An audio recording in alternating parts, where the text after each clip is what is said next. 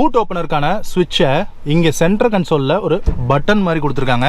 அம்மா என்ன wait! Bonnet open பண்ணுறதை விட இந்த பூட் ஓப்பன் பண்ணுறதுக்கு எக்ஸ்ட்ராவாக சாப்பிடணும்னு நினைக்கிறேன். ரொம்பவே கொஞ்சம் வெயிட்டாக இருக்கிற மாதிரி ஃபீல் ஆகுது. அண்ட் இன்னொரு விஷயம் பார்த்தீங்களா, பூட் டோருக்கு 2 பக்கமும் ஸ்ட்ரட்ஸ் கொடுத்துருக்காங்க. அண்ட் அதுக்கு ஒரு ப்ராப்பரான ஒரு மெக்கானிக்கல் அசம்பிளி ஒன்று கொடுத்து ஸ்ட்ரட்ஸ் கொடுத்துருக்காங்க. அண்ட் இன்டீரியரில் உங்களுக்கு ஃபியட் அப்படிங்கிற லோகோ எம்பாஸ் ஆகிருக்கக்கூடிய ஒரு கார்பெட்டிங் அப்படிங்கிறது பண்ணியிருக்காங்க. அண்ட் இந்த இடத்துல பூட் க்ளோஸ் பண்ணுறதுக்கான ஹேண்டில். அண்ட் செடான் வாங்குறதே வந்து இந்த பூட் கெப்பாசிட்டிக்காக தான். ஸோ இதில் வந்து 500 லிட்டர் பூட் கெப்பாசிட்டி அப்படிங்கிறது இருக்குது.